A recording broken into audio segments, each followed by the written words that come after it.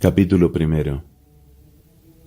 Pablo, llamado a ser apóstol de Jesucristo por la voluntad de Dios, y el hermano Sóstenes, saludan a la iglesia de Dios que reside en Corinto, a los que han sido santificados en Cristo Jesús y llamados a ser santos, junto con todos aquellos que en cualquier parte invocan el nombre de Jesucristo nuestro Señor, Señor de ellos y nuestro.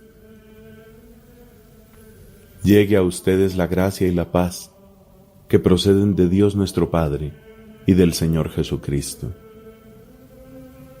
No dejo de dar gracias a Dios por ustedes, por la gracia que Él les ha concedido en Cristo Jesús.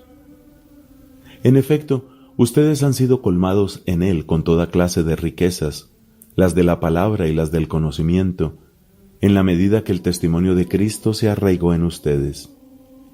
Por eso, mientras esperan la revelación de nuestro Señor Jesucristo, no les falta ningún don de la gracia. Él los mantendrá firmes hasta el fin, para que sean irreprochables en el día de la venida de nuestro Señor Jesucristo. Porque Dios es fiel, y Él los llamó a vivir en comunión con su Hijo Jesucristo nuestro Señor. Hermanos, en el nombre de nuestro Señor Jesucristo, yo los exhorto a que se pongan de acuerdo, que no haya divisiones entre ustedes y vivan en perfecta armonía, teniendo la misma manera de pensar y de sentir. Porque los de la familia de Cloé me han contado que hay discordias entre ustedes. Me refiero a que cada uno afirma: yo soy de Pablo, yo de Apolo, yo de Cefas, yo de Cristo. ¿Acaso Cristo está dividido? ¿O es que Pablo fue crucificado por ustedes? ¿O será que ustedes fueron bautizados en el nombre de Pablo? Felizmente yo no he bautizado a ninguno de ustedes, excepto a Crispo y a Gayo. Así que nadie puede decir que ha sido bautizado en mi nombre. Sí, también he bautizado a la familia de Estéfanas, pero no recuerdo haber bautizado a nadie más. Porque Cristo no me envió a bautizar, sino a anunciar la buena noticia, y esto sin recurrir a la elocuencia humana, para que la cruz de Cristo no pierda su eficacia. El mensaje de la cruz es una locura para los que se pierden, pero para los que se salvan, para nosotros, es fuerza de Dios. Porque está escrito: destruiré la sabiduría de los sabios, y rechazaré la ciencia de los inteligentes. ¿Dónde está el sabio? ¿Dónde el hombre culto? ¿Dónde el razonador sutil de este mundo? ¿Acaso Dios no ha demostrado que la sabiduría del mundo es una necedad? En efecto, ya que el mundo con su sabiduría no reconoció a Dios en las obras que manifiestan su sabiduría, Dios quiso salvar a los que creen por la locura de la predicación. Mientras los judíos piden milagros y los griegos van en busca de sabiduría, nosotros, en cambio, predicamos a un Cristo crucificado, escándalo para los judíos y locura para los paganos, pero fuerza y sabiduría de Dios para los que han sido llamados, tanto judíos como griegos. Porque la locura de Dios es más sabia que la sabiduría de los hombres, y la debilidad de Dios es más fuerte que la fortaleza de los hombres. Hermanos, tengan en cuenta quiénes son los que han sido llamados. No hay entre ustedes muchos sabios hablando humanamente, ni son muchos los poderosos ni los nobles. Al contrario, Dios eligió lo que el mundo tiene por necio para confundir a los sabios, lo que el mundo tiene por débil para confundir a los fuertes, lo que es vil y despreciable y lo que no vale nada para aniquilar a lo que vale. Así nadie podrá gloriarse delante de Dios. Por Él, ustedes están unidos a Cristo Jesús, que por disposición de Dios se convirtió para nosotros en sabiduría y justicia, en santificación y redención, a fin de que, como está escrito, el que se gloría en el Señor. Capítulo 2. Por mi parte, hermanos, cuando los visité para anunciarles el misterio de Dios, No llegué con el prestigio de la elocuencia o de la sabiduría. Al contrario, no quise saber nada fuera de Jesucristo y Jesucristo crucificado. Por eso me presenté ante ustedes débil, temeroso y vacilante. Mi palabra y mi predicación no tenían nada de la argumentación persuasiva de la sabiduría humana, sino que eran demostración del poder del Espíritu, para que ustedes no basaran su fe en la sabiduría de los hombres, sino en el poder de Dios. Es verdad que anunciamos una sabiduría entre aquellos que son personas espiritualmente maduras, pero no la sabiduría de este mundo, ni la que ostentan los dominadores de este mundo condenados a la destrucción. Lo que anunciamos es una sabiduría de Dios misteriosa y secreta, que Él preparó para nuestra gloria antes que existiera el mundo, aquella que ninguno de los dominadores de este mundo alcanzó a conocer, porque si la hubieran conocido, no habrían crucificado al Señor de la gloria. Nosotros anunciamos, como dice la Escritura, lo que nadie vio ni oyó y ni siquiera pudo pensar, aquello que Dios preparó para los que lo aman. Dios nos reveló todo esto por medio del Espíritu, porque el Espíritu lo penetra todo hasta lo más íntimo de Dios. ¿Quién puede conocer lo más íntimo del hombre, sino el Espíritu del mismo hombre? De la misma manera, nadie conoce los secretos de Dios, sino el Espíritu de Dios. Y nosotros no hemos recibido el espíritu del mundo, sino el Espíritu que viene de Dios, para que reconozcamos los dones gratuitos que Dios nos ha dado.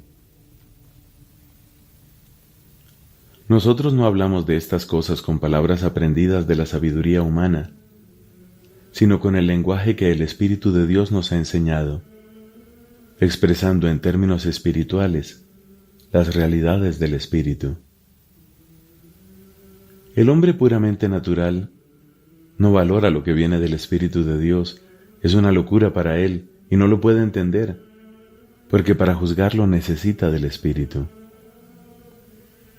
El hombre espiritual, en cambio, todo lo juzga y no puede ser juzgado por nadie. Porque ¿quién penetró en el pensamiento del Señor para poder enseñarle? Pero nosotros tenemos el pensamiento de Cristo. Capítulo 3.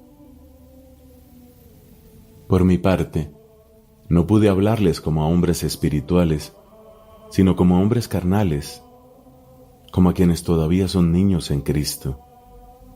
Los alimenté con leche y no con alimento sólido, porque aún no podían tolerarlo, como tampoco ahora, ya que siguen siendo carnales.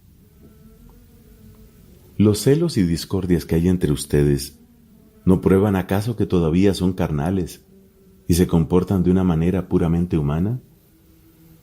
Cuando uno dice, yo soy de Pablo, y el otro, yo de Apolo, ¿acaso no están procediendo como lo haría cualquier hombre? Después de todo, ¿quién es Apolo? ¿Quién es Pablo? Simples servidores, por medio de los cuales ustedes han creído, y cada uno de ellos lo es según lo que ha recibido del Señor. Yo planté, y Apolo regó, pero el que ha hecho crecer es Dios.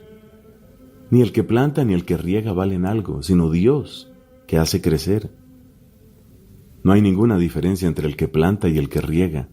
Sin embargo, cada uno recibirá su salario de acuerdo con el trabajo que haya realizado.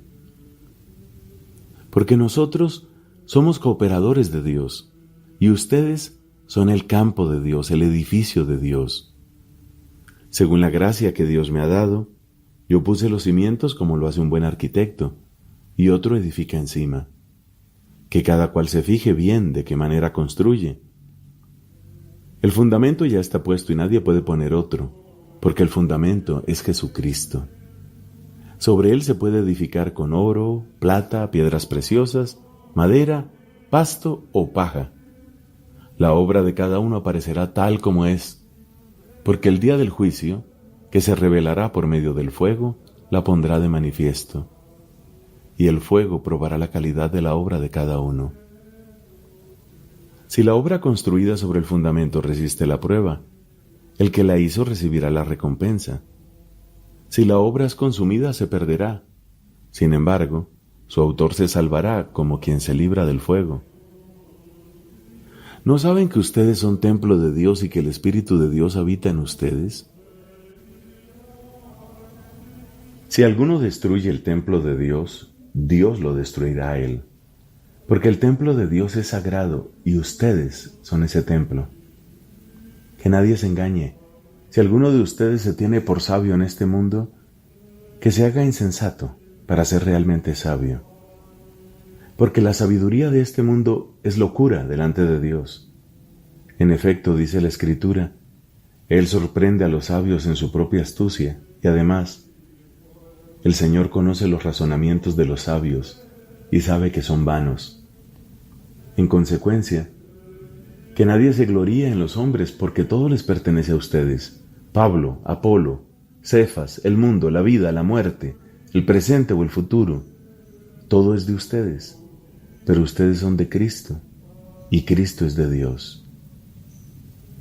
Capítulo 4.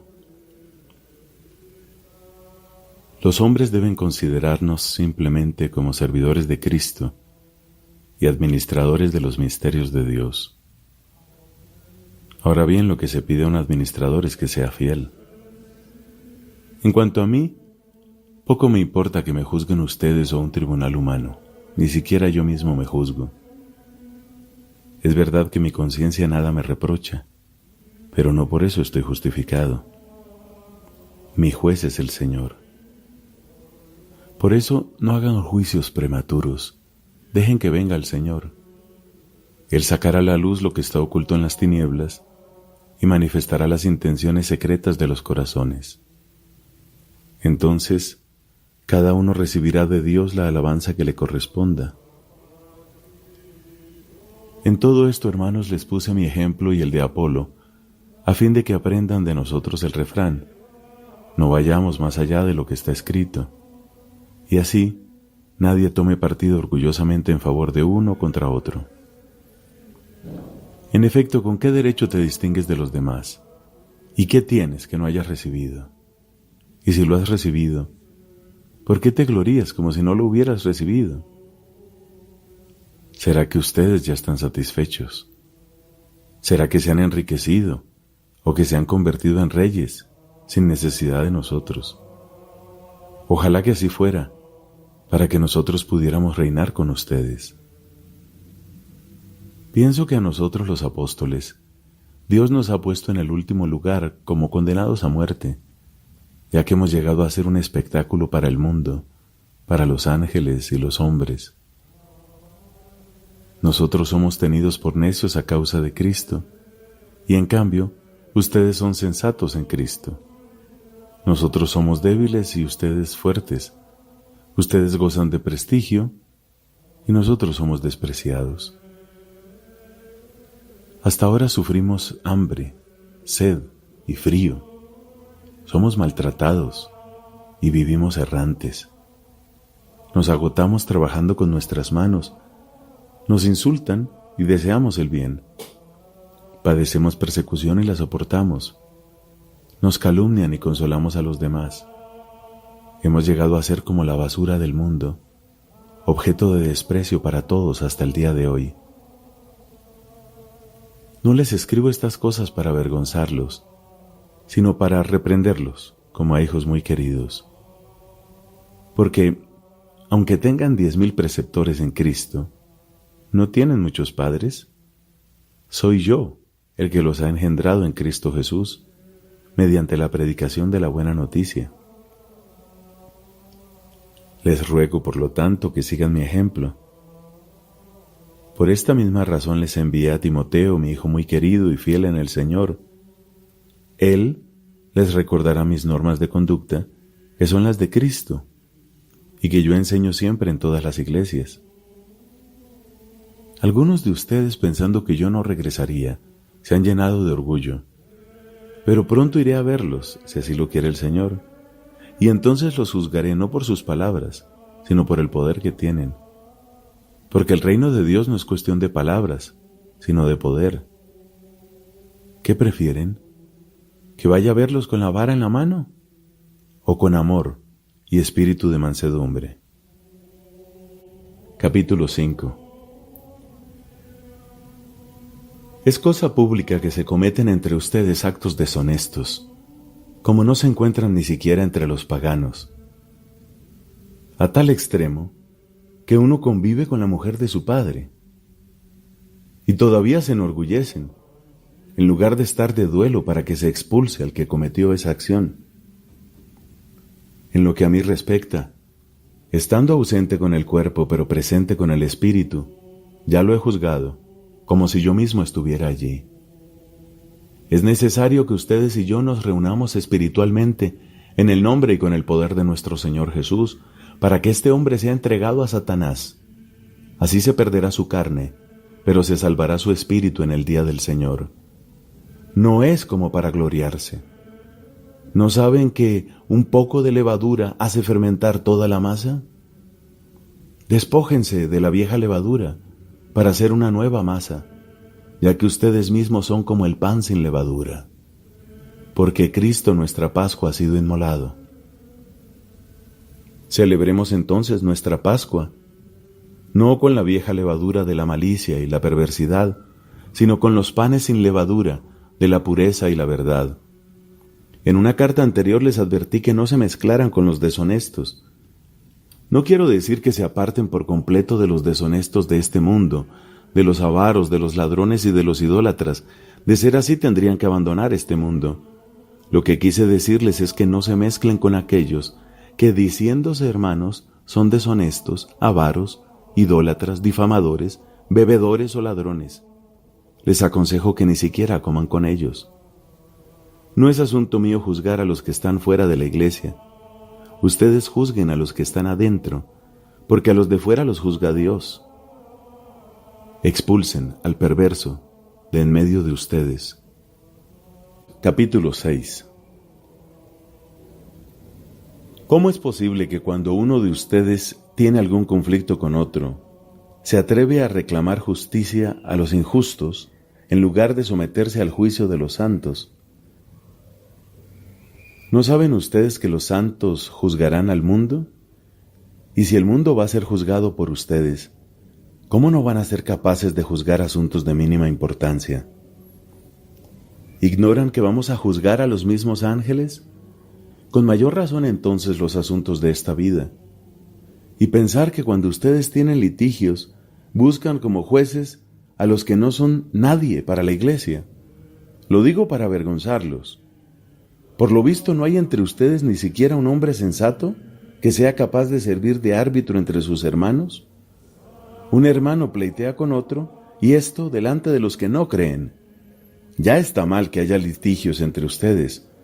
¿Acaso no es preferible sufrir la injusticia o ser despojado? Pero no, ustedes mismos son los que cometen injusticias y defraudan a los demás, y esto entre hermanos. ¿Ignoran que los injustos no heredarán el reino de Dios? No se hagan ilusiones, ni los inmorales, ni los idólatras, ni los adúlteros, ni los afeminados, ni los pervertidos, ni los ladrones, ni los avaros, ni los bebedores, ni los difamadores, ni los usurpadores heredarán el reino de Dios. Algunos de ustedes fueron así, pero ahora han sido purificados, santificados y justificados en el nombre de nuestro Señor Jesucristo y por el Espíritu de nuestro Dios. Todo me está permitido, pero no todo es conveniente. Todo me está permitido, pero no me dejaré dominar por nada. Los alimentos son para el estómago y el estómago para los alimentos, y Dios destruirá ambos. Pero el cuerpo no es para la fornicación, sino para el Señor, y el Señor es para el cuerpo. Y Dios, que resucitó al Señor, nos resucitará también a nosotros con su poder. ¿No saben acaso que sus cuerpos son miembros de Cristo? ¿Cómo voy a tomar los miembros de Cristo para convertirlos en miembros de una prostituta? De ninguna manera. ¿No saben que el que se une a una prostituta se hace un solo cuerpo con ella? Porque dice la Escritura, los dos serán una sola carne. En cambio, el que se une al Señor se hace un solo espíritu con Él. Eviten la fornicación. Cualquier otro pecado cometido por el hombre es exterior a su cuerpo, pero el que fornica peca contra su propio cuerpo. ¿O no saben que sus cuerpos son templo del Espíritu Santo que habita en ustedes y que han recibido de Dios? Por lo tanto, ustedes no se pertenecen, sino que han sido comprados. ¿Y a qué precio? Glorifiquen entonces a Dios en sus cuerpos. Capítulo 7. Ahora responderé a lo que ustedes me han preguntado por escrito. Es bueno para el hombre abstenerse de la mujer. Sin embargo, por el peligro de incontinencia, que cada hombre tenga su propia esposa y cada mujer su propio marido. Que el marido cumpla los deberes conyugales con su esposa, de la misma manera la esposa con su marido. La mujer no es dueña de su cuerpo, sino el marido. Tampoco el marido es dueño de su cuerpo, sino la mujer. No se nieguen el uno al otro, a no ser de común acuerdo y por algún tiempo, a fin de poder dedicarse con más intensidad a la oración. Después, vuelvan a vivir como antes, para que Satanás no se aproveche de la incontinencia de ustedes y los tiente. Esto que les digo es una concesión y no una orden. Mi deseo es que todo el mundo sea como yo, pero cada uno recibe del Señor su don particular, unos este, otros aquel. A los solteros y a las viudas les aconsejo que permanezcan como yo, pero si no pueden contenerse, que se casen. Es preferible casarse que arder en malos deseos. A los casados, en cambio, les ordeno, y esto no es mandamiento mío sino del Señor, que la esposa no se separe de su marido. Si se separa, que no vuelva a casarse, o que se reconcilie con su esposo, y que tampoco el marido abandone a su mujer. En cuanto a las otras preguntas, les digo yo, no el Señor.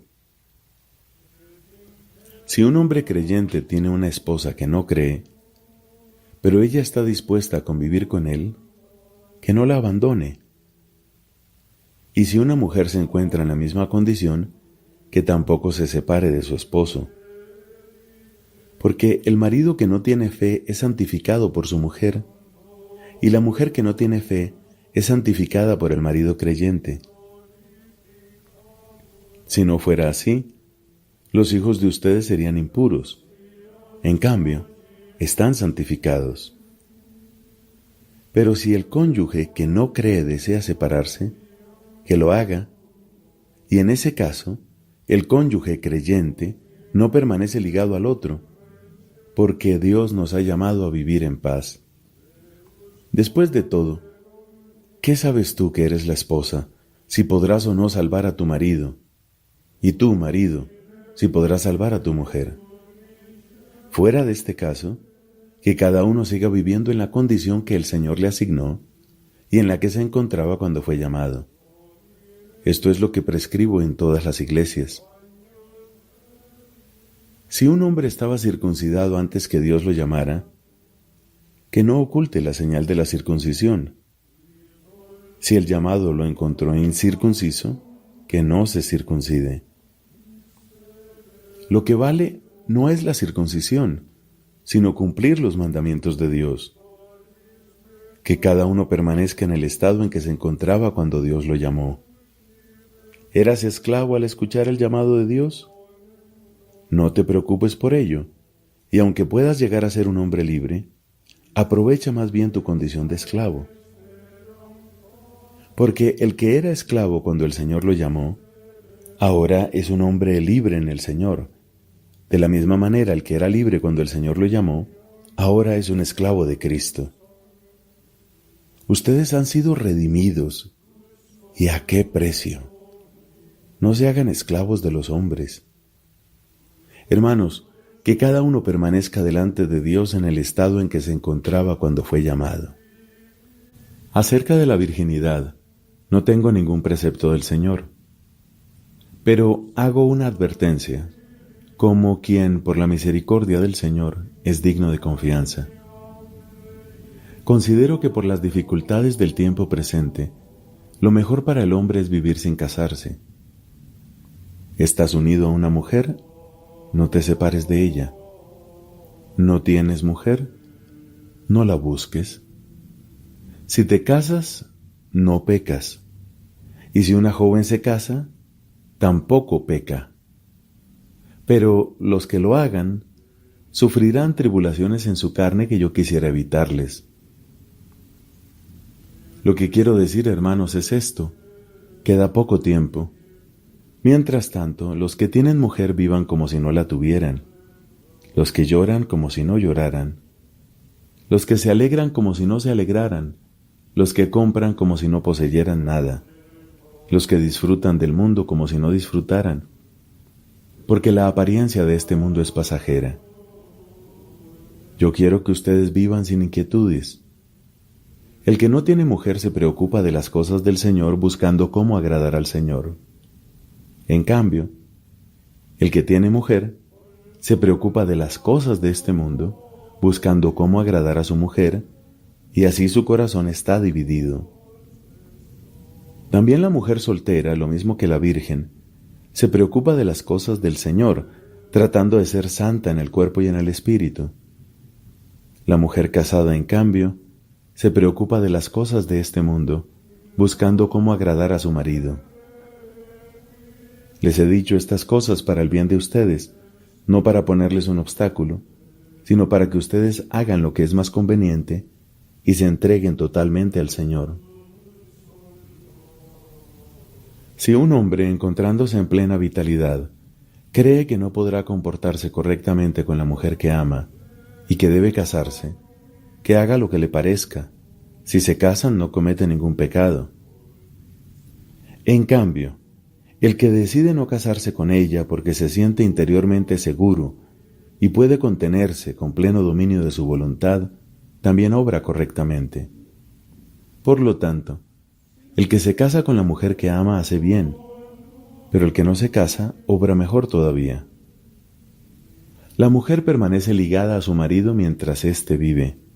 En cambio, si muere el marido, queda en libertad para casarse con el que quiera. Pero en esto debe ser guiada por el Señor. Sin embargo, será más feliz si no vuelve a casarse, de acuerdo con mi consejo. Ahora bien, yo creo tener el Espíritu de Dios. Capítulo 8.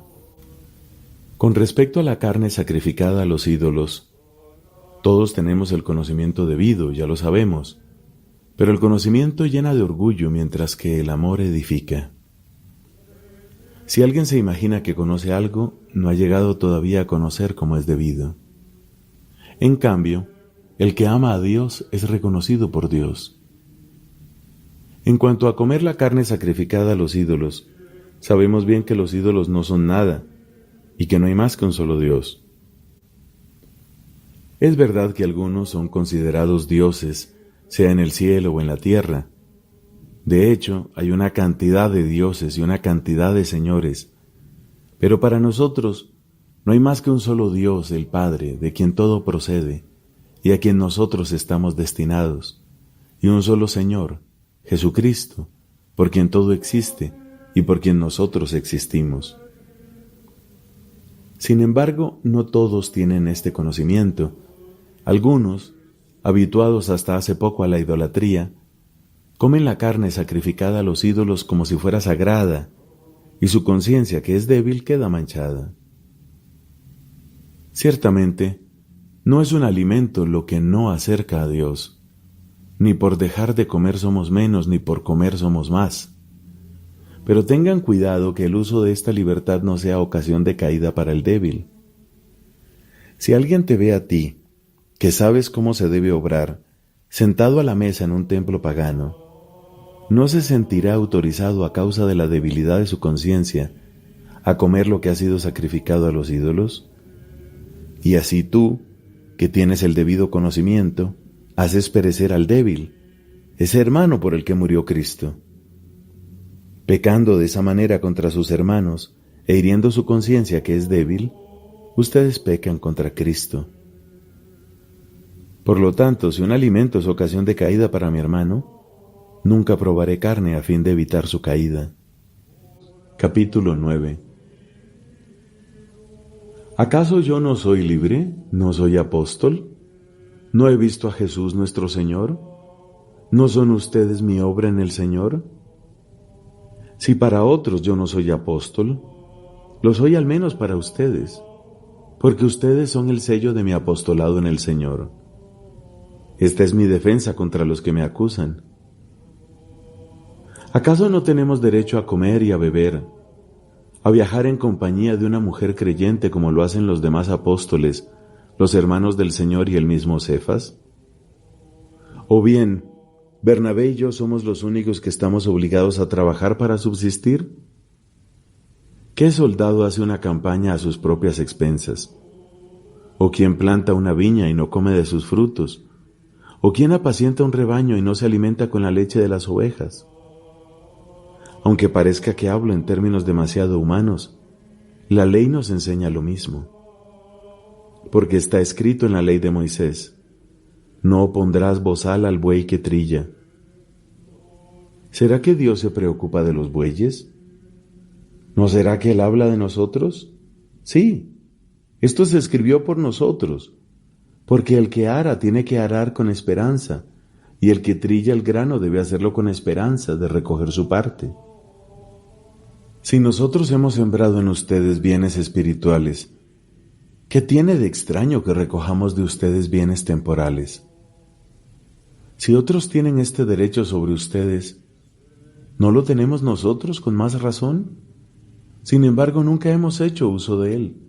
Por el contrario, lo hemos soportado todo para no poner obstáculo a la buena noticia de Cristo. ¿No saben ustedes que los ministros del culto viven del culto y que aquellos que sirven al altar participan del altar? De la misma manera, el Señor ordenó a los que anuncian el Evangelio que vivan del Evangelio. A pesar de todo, no he usado de ninguno de estos derechos, y no les digo esto para aprovecharme ahora de ellos, antes preferiría morir. No, nadie podrá privarme de este motivo de gloria. Si anuncio el Evangelio, no lo hago para gloriarme. Al contrario, es para mí una necesidad imperiosa. Ay de mí si no predicara el Evangelio. Si yo realizara esta tarea por iniciativa propia, merecería ser recompensado. Pero si lo hago por necesidad, quiere decir que se me ha confiado una misión. ¿Cuál es entonces mi recompensa? Predicar gratuitamente la buena noticia, renunciando al derecho que esa buena noticia me confiere. En efecto, siendo libre me hice esclavo de todos para ganar al mayor número posible. Me hice judío con los judíos, para ganar a los judíos. Me sometí a la ley con los que están sometidos a ella, aunque yo no lo estoy, a fin de ganar a los que están sometidos a la ley.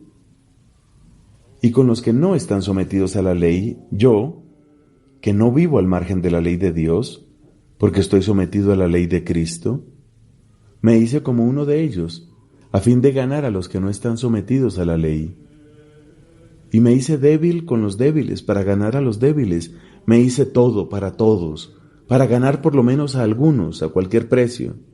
Y todo esto por amor a la buena noticia, a fin de poder participar de sus bienes. ¿No saben que en el estadio todos corren, pero uno solo gana el premio? Corran entonces de manera que lo ganen. Los atletas se privan de todo, y lo hacen para obtener una corona que se marchita. Nosotros, en cambio, por una corona incorruptible. Así, yo corro, pero no sin saber a dónde. Peleo, pero no como el que da golpes en el aire. Al contrario, castigo mi cuerpo y lo tengo sometido, no sea que después de haber predicado a los demás, yo mismo quede descalificado. Capítulo 10. Porque no deben ignorar, hermanos, que todos nuestros padres fueron guiados por la nube y todos atravesaron el mar. Y para todos, la marcha bajo la nube y el paso del mar fue un bautismo que los unió a Moisés. También todos comieron la misma comida y bebieron la misma bebida espiritual. En efecto, bebían el agua de una roca espiritual que los acompañaba, y esa roca era Cristo. A pesar de esto, muy pocos de ellos fueron agradables a Dios, porque sus cuerpos quedaron tendidos en el desierto. Todo esto aconteció simbólicamente para ejemplo nuestro, a fin de que no nos dejemos arrastrar por los malos deseos, como lo hicieron nuestros padres. No adoren a falsos dioses como hicieron algunos de ellos, según leemos en la Escritura. El pueblo se sentó a comer y a beber, y luego se levantó para divertirse. No forniquemos como algunos de ellos, y por eso en castigo murieron 23,000 en un solo día. No provoquemos al Señor como hicieron algunos de ellos, y perecieron víctimas de las serpientes. No nos rebelemos contra Dios como algunos de ellos, por lo cual murieron víctimas del ángel exterminador. Todo esto les sucedió simbólicamente y está escrito para que nos sirva de lección a los que vivimos en el tiempo final. Por eso, el que se cree muy seguro, cuídese de no caer. Hasta ahora ustedes no tuvieron tentaciones que superen sus fuerzas humanas. Dios es fiel y Él no permitirá que sean tentados más allá de sus fuerzas. Al contrario, en el momento de la tentación les dará el medio de librarse de ella y los ayudará a soportarla. Por esto, queridos míos, eviten la idolatría. Les hablo como a gente sensata. Juzguen ustedes mismos lo que voy a decirles. La copa de bendición que bendecimos, ¿no es acaso comunión con la sangre de Cristo? ¿Y el pan que partimos, no es comunión con el cuerpo de Cristo? Ya que hay un solo pan, todos nosotros, aunque somos muchos, formamos un solo cuerpo, porque participamos de ese único pan. Pensemos en Israel según la carne. Aquellos que comen las víctimas, ¿no están acaso en comunión con el altar? ¿Quiero decir con esto que la carne sacrificada a los ídolos tiene algún valor o que el ídolo es algo? No, afirmo sencillamente que los paganos ofrecen sus sacrificios a los demonios y no a Dios. Ahora bien, yo no quiero que ustedes entren en comunión con los demonios. Ustedes no pueden beber de la copa del Señor y de la copa de los demonios. Tampoco pueden sentarse a la mesa del Señor y a la mesa de los demonios. ¿O es que queremos provocar los celos del Señor? ¿Pretendemos ser más fuertes que Él? Todo está permitido, pero no todo es conveniente. Todo está permitido, pero no todo es edificante. Que nadie busque su propio interés sino el de los demás. Coman de todo lo que se vende en el mercado sin hacer averiguaciones por escrúpulos de conciencia, porque del Señor es la tierra y todo lo que hay en ella. Si un pagano los invita a comer y ustedes aceptan, coman de todo aquello que les sirvan sin preguntar nada por motivos de conciencia. Pero si alguien les dice, ¿esto ha sido sacrificado a los ídolos?, entonces no lo coman, en consideración del que los previno y por motivos de conciencia. Me refiero a la conciencia de ellos, no a la de ustedes. ¿Acaso mi libertad va a ser juzgada por la conciencia de otro? Si yo participo de la comida habiendo dado gracias, ¿seré reprendido por aquello mismo de lo que he dado gracias? En resumen, sea que ustedes coman, sea que beban o cualquier cosa que hagan, háganlo todo para la gloria de Dios. No sean motivo de escándalo ni para los judíos ni para los paganos, ni tampoco para la iglesia de Dios.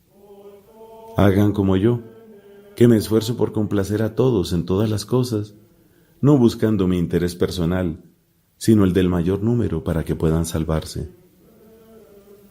Capítulo 11. Sigan mi ejemplo, así como yo sigo el ejemplo de Cristo. Los felicito porque siempre se acuerdan de mí y guardan las tradiciones tal como yo se las he transmitido. Sin embargo, quiero que sepan esto. Cristo es la cabeza del hombre. La cabeza de la mujer es el hombre y la cabeza de Cristo es Dios. En consecuencia, el hombre que ora o profetiza con la cabeza cubierta deshonra a su cabeza, y la mujer que ora o profetiza con la cabeza descubierta deshonra a su cabeza, exactamente como si estuviera rapada. Si una mujer no se cubre con el velo, que se corte el cabello. Pero si es deshonroso para una mujer cortarse el cabello o raparse, que se ponga el velo. El hombre no debe cubrir su cabeza porque él es la imagen y el reflejo de Dios, mientras que la mujer es el reflejo del hombre. En efecto, no es el hombre el que procede de la mujer, sino la mujer del hombre. Ni fue creado el hombre a causa de la mujer, sino la mujer a causa del hombre. Por esta razón, la mujer debe tener sobre su cabeza un signo de sujeción, por respeto a los ángeles. Por supuesto que para el Señor la mujer no existe sin el hombre, ni el hombre sin la mujer. Porque si la mujer procede del hombre, a su vez el hombre nace de la mujer, y todo procede de Dios. Juzguen por ustedes mismos. ¿Les parece conveniente que la mujer ore con la cabeza descubierta? ¿Acaso la misma naturaleza no nos enseña que es una vergüenza para el hombre dejarse el cabello largo, mientras que para la mujer es una gloria llevarlo así? Porque la cabellera le ha sido dada a manera de velo. Por lo demás, si alguien es amigo de discusiones, le advertimos que entre nosotros se acostumbra a usar el velo y también en las iglesias de Dios. Y ya que les hago esta advertencia, no puedo felicitarlos por sus reuniones que en lugar de beneficiarlos los perjudican. Ante todo porque he oído decir que cuando celebran sus asambleas hay divisiones entre ustedes y en parte lo creo. Sin embargo, es preciso que se formen partidos entre ustedes para que se pongan de manifiesto los que tienen verdadera virtud. Cuando se reúnen, lo que menos hacen es comer la cena del Señor, porque apenas se sientan a la mesa, cada uno se apresura a comer su propia comida, y mientras uno pasa hambre, el otro se pone ebrio. ¿Acaso no tienen sus casas para comer y beber? ¿O tan poco aprecio tienen a la iglesia de Dios que quieren hacer pasar vergüenza a los que no tienen nada? ¿Qué les diré? ¿Los voy a alabar? En esto no puedo alabarlos. Lo que yo recibí del Señor y a mi vez les he transmitido es lo siguiente. El Señor Jesús, la noche en que fue entregado, tomó el pan, dio gracias, lo partió y dijo: «Esto es mi cuerpo, que se entrega por ustedes. Hagan esto en memoria mía».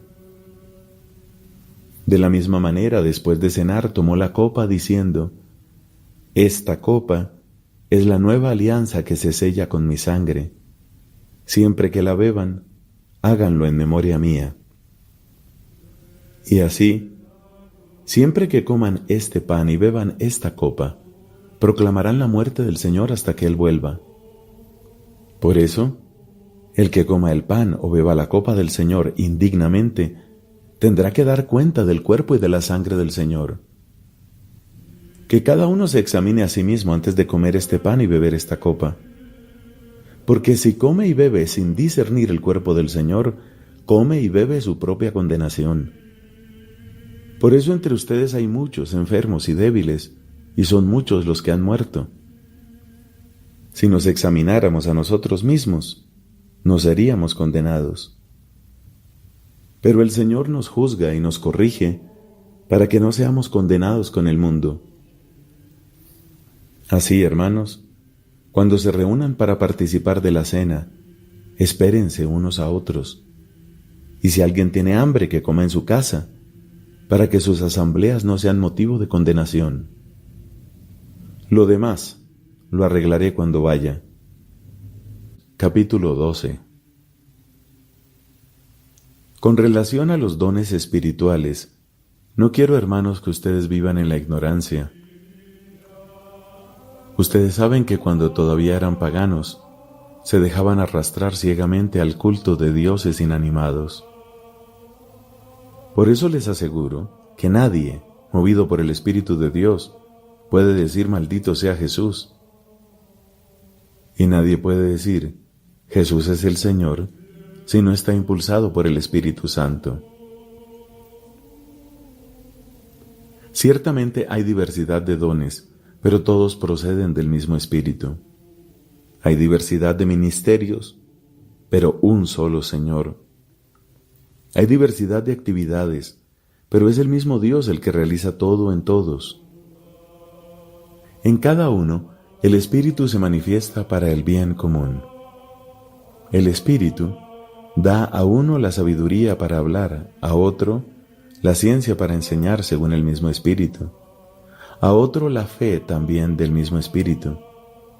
A este se le da el don de curar, siempre en ese único Espíritu, a aquel el don de hacer milagros, a uno el don de profecía, a otro el don de juzgar sobre el valor de los dones del Espíritu, a este el don de lenguas, a aquel el don de interpretarlas. Pero en todo esto, es el mismo y único Espíritu el que actúa, distribuyendo sus dones a cada uno en particular como Él quiere. Así como el cuerpo tiene muchos miembros, y sin embargo es uno, y estos miembros, a pesar de ser muchos, no forman sino un solo cuerpo, así también sucede con Cristo.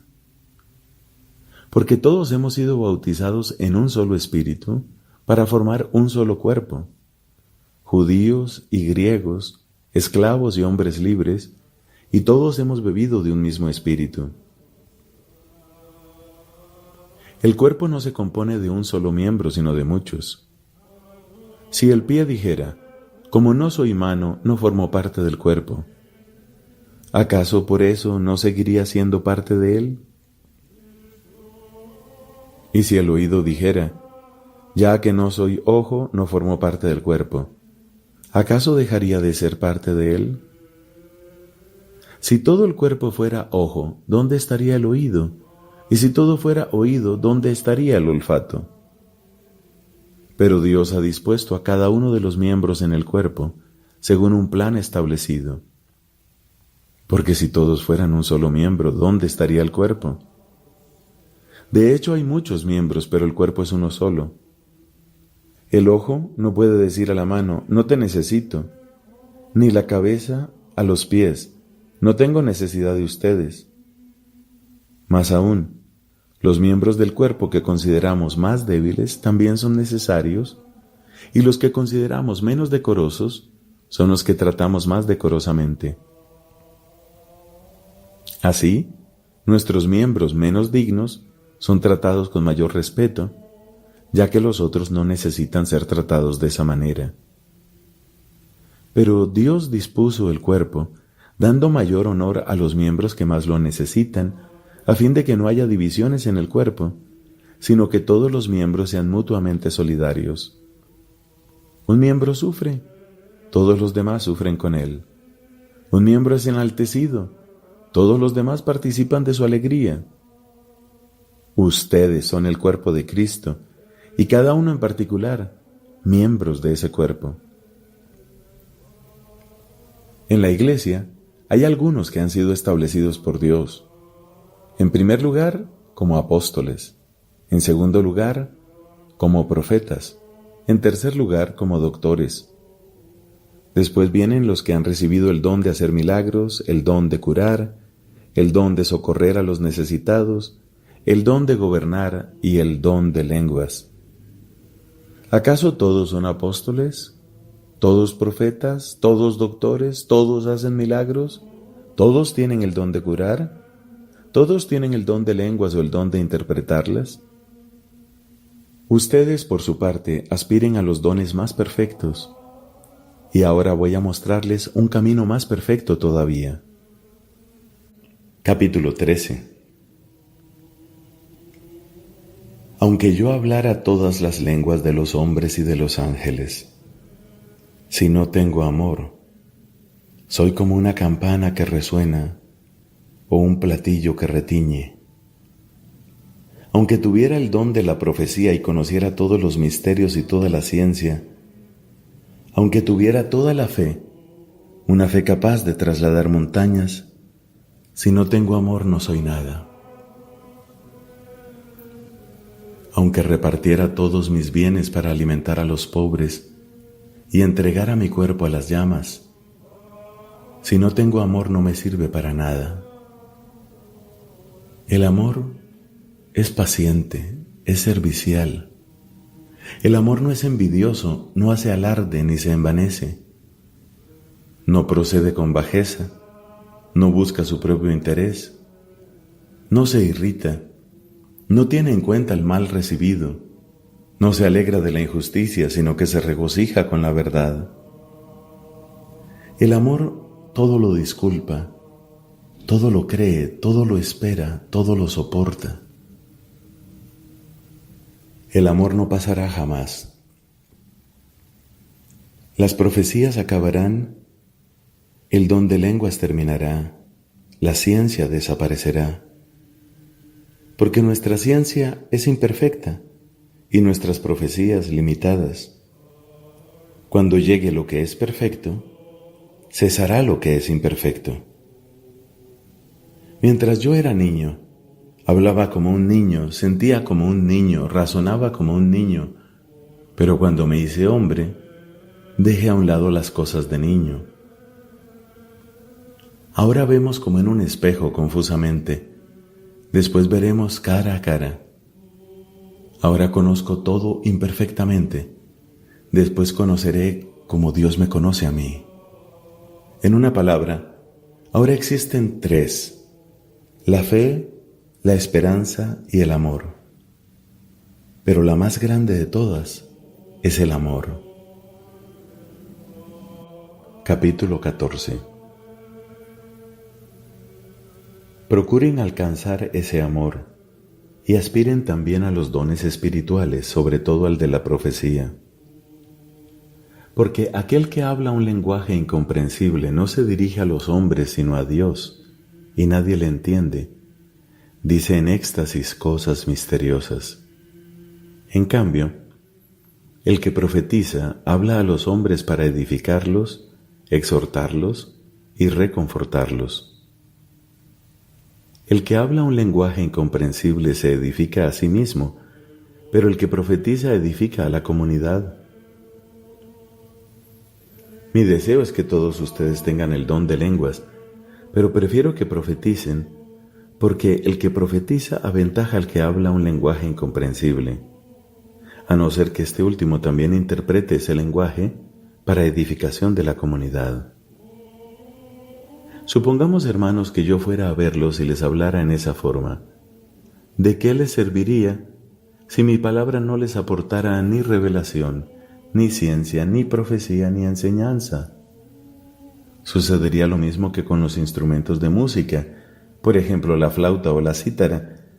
Si las notas no suenan distintamente, nadie reconoce lo que se está ejecutando. Y si la trompeta emite un sonido confuso, ¿quién se lanzará al combate? Así les pasa a ustedes. Si no hablan de manera inteligible, ¿cómo se comprenderá lo que dicen? Estarían hablando en vano. No sé cuántos idiomas diversos hay en el mundo y cada uno tiene sus propias palabras, pero si ignoro el sentido de las palabras, seré como un extranjero para el que me habla y él lo será para mí. Así, ya que ustedes ambicionan tanto los dones espirituales, procuren abundar en aquellos que sirven para edificación de la comunidad. Por esta razón, el que habla un lenguaje incomprensible debe orar pidiendo el don de interpretarlo, porque si oro en un lenguaje incomprensible, mi espíritu ora, pero mi inteligencia no saca ningún provecho. ¿Qué debo hacer entonces? Orar con el espíritu y también con la inteligencia, cantar himnos con el espíritu y también con la inteligencia. Si bendices a Dios solamente con el espíritu, ¿cómo podría el no iniciado decir amén a tu acción de gracias, ya que no entiende lo que estás diciendo? Sin duda, tu acción de gracias es excelente, pero eso no sirve para edificación del otro. Yo doy gracias a Dios porque tengo el don de lenguas más que todos ustedes. Sin embargo, cuando estoy en la asamblea prefiero decir 5 palabras inteligibles para instruir a los demás que 10,000 en un lenguaje incomprensible. Hermanos, no sean como niños para juzgar, séanlo para la malicia, pero juzguen como personas maduras. En la ley está escrito: yo hablaré a este pueblo en lenguas extrañas y por boca de extranjeros. Con todo, ni aun así me escucharán, dice el Señor. Esto quiere decir que el don de lenguas es un signo, no para los que creen, sino para los que se niegan a creer. La profecía, en cambio, es para los que tienen fe. Por otra parte, si al reunirse la asamblea, todos se ponen a hablar en un lenguaje incomprensible, y entran algunos que no están iniciados o no son creyentes, seguramente pensarán que ustedes están locos.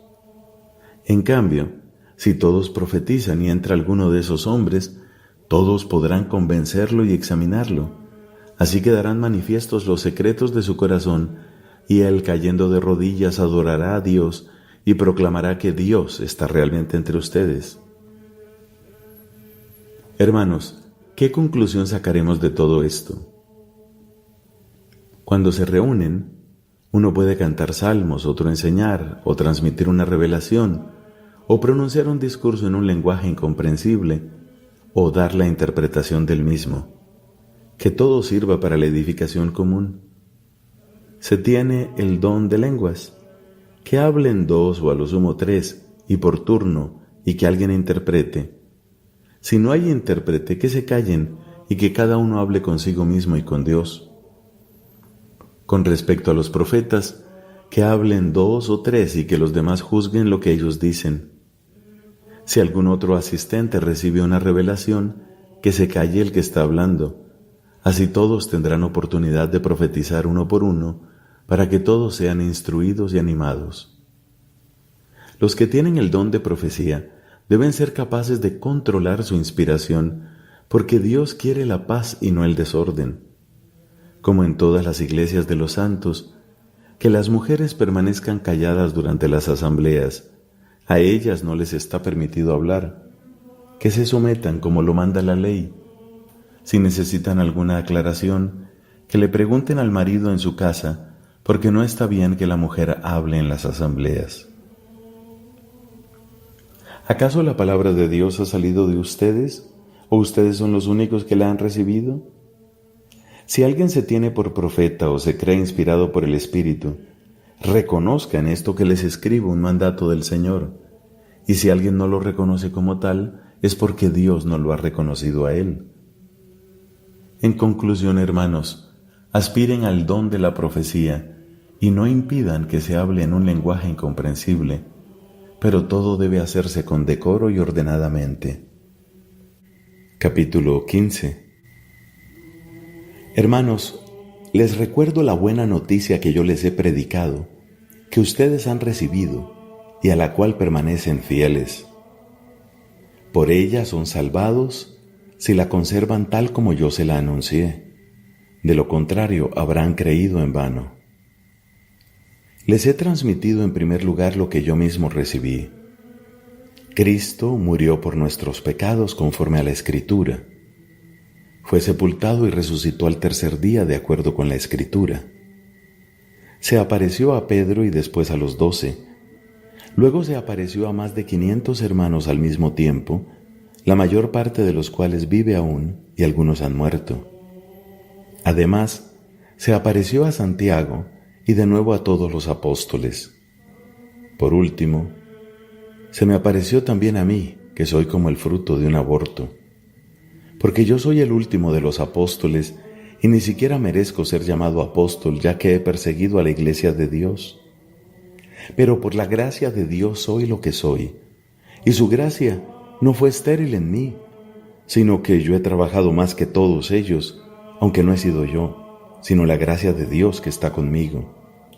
En resumen, tanto ellos como yo predicamos lo mismo, y esto es lo que ustedes han creído.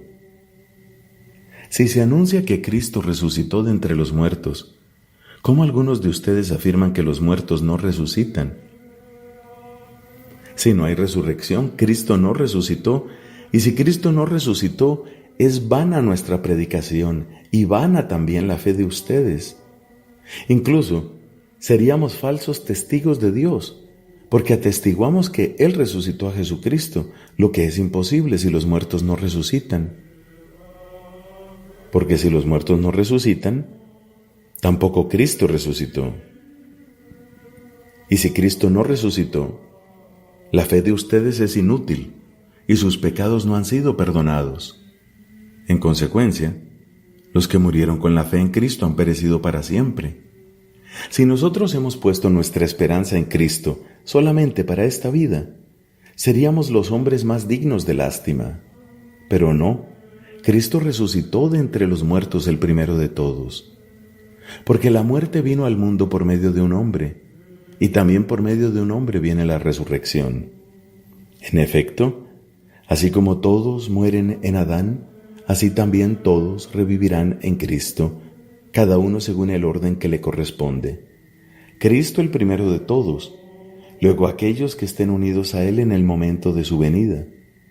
Enseguida vendrá el fin, cuando Cristo entregue el reino a Dios el Padre, después de haber aniquilado todo principado, dominio y poder. Porque es necesario que Cristo reine hasta que ponga a todos los enemigos debajo de sus pies. El último enemigo que será vencido es la muerte, ya que Dios todo lo sometió bajo sus pies. Pero cuando Él diga, todo está sometido, será evidentemente a excepción de aquel que le ha sometido todas las cosas. Y cuando el universo entero le sea sometido, el mismo Hijo se someterá también a aquel que le sometió todas las cosas, a fin de que Dios sea todo en todos. Si no fuera así, ¿de qué sirve bautizarse por los que han muerto? Si los muertos no resucitan, ¿qué sentido tiene bautizarse por ellos? Y nosotros mismos, ¿por qué nos exponemos a cada instante al peligro? Cada día yo me enfrento con la muerte, y esto es tan cierto, hermanos, como que ustedes son mi orgullo en Cristo Jesús nuestro Señor. ¿Y qué he ganado si solamente por motivos humanos yo tuve que luchar con las fieras en Éfeso? Si los muertos no resucitan, comamos y bebamos porque mañana moriremos. No se dejen engañar. Las malas compañías corrompen las buenas costumbres. Vuelvan a comportarse como es debido y no pequen más, porque hay algunos entre ustedes que todavía no saben nada de Dios. Lo digo para vergüenza de ustedes. Alguien preguntará, ¿cómo resucitan los muertos? ¿Con qué clase de cuerpo? Tu pregunta no tiene sentido. Lo que siembras no llega a tener vida si antes no muere. Y lo que siembras no es la planta tal como va a brotar, sino un simple grano de trigo, por ejemplo, o de cualquier otra planta. Y Dios da a cada semilla la forma que Él quiere, a cada clase de semilla el cuerpo que le corresponde. No todos los cuerpos son idénticos. Una es la carne de los hombres, otra la de los animales, otra la de las aves y otra la de los peces. Hay cuerpos celestiales y cuerpos terrestres, y cada uno tiene su propio resplandor. Uno es el resplandor del sol, otro el de la luna y otro el de las estrellas, y aun las estrellas difieren unas de otras por su resplandor. Lo mismo pasa con la resurrección de los muertos. Se siembran cuerpos corruptibles y resucitarán incorruptibles. Se siembran cuerpos humillados y resucitarán gloriosos. Se siembran débiles y resucitarán llenos de fuerza. Se siembran cuerpos puramente naturales y resucitarán cuerpos espirituales. Porque hay un cuerpo puramente natural y hay también un cuerpo espiritual. Esto es lo que dice la Escritura. El primer hombre, Adán, fue creado como un ser viviente. El último Adán, en cambio, es un ser espiritual que da la vida. Pero no existió primero lo espiritual, sino lo puramente natural. Lo espiritual viene después. El primer hombre procede de la tierra y es terrenal, pero el segundo hombre procede del cielo. Los hombres terrenales serán como el hombre terrenal, y los celestiales como el celestial. De la misma manera que hemos sido revestidos de la imagen del hombre terrenal, también lo seremos de la imagen del hombre celestial. Les aseguro, hermanos, que lo puramente humano no puede tener parte en el reino de Dios, ni la corrupción puede heredar lo que es incorruptible. Les voy a revelar un misterio. No todos vamos a morir, pero todos seremos transformados. En un instante, en un abrir y cerrar de ojos, cuando suene la trompeta final, porque esto sucederá, los muertos resucitarán incorruptibles y nosotros seremos transformados. Lo que es corruptible debe revestirse de la incorruptibilidad y lo que es mortal debe revestirse de la inmortalidad. Cuando lo que es corruptible se revista de la incorruptibilidad y lo que es mortal se revista de la inmortalidad, entonces se cumplirá la palabra de la Escritura: la muerte ha sido vencida. ¿Dónde está, muerte, tu victoria? ¿Dónde está tu aguijón? Porque lo que provoca la muerte es el pecado, y lo que da fuerza al pecado es la ley. Damos gracias a Dios que nos ha dado la victoria por nuestro Señor Jesucristo. Por eso, queridos hermanos, permanezcan firmes e inconmovibles, progresando constantemente en la obra del Señor, con la certidumbre de que los esfuerzos que realizan por Él no serán vanos. Capítulo 16. En cuanto a la colecta en beneficio de los santos de Jerusalén, sigan las mismas instrucciones que di a las iglesias de Galacia. El primer día de la semana, cada uno de ustedes guarde en su casa lo que haya podido ahorrar, para que las donaciones no se recojan solamente a mi llegada. Una vez allí, enviaré a los que ustedes hayan elegido para que lleven a Jerusalén esas donaciones con una carta de recomendación.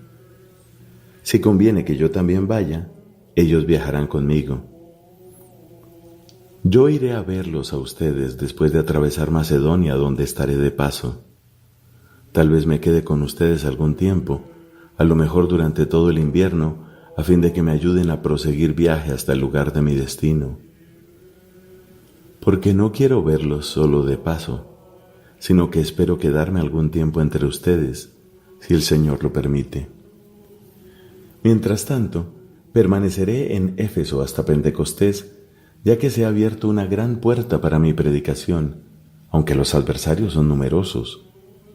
Si llega antes Timoteo, procuren que permanezca entre ustedes sin ninguna clase de temor, porque él trabaja en la obra del Señor de la misma manera que yo.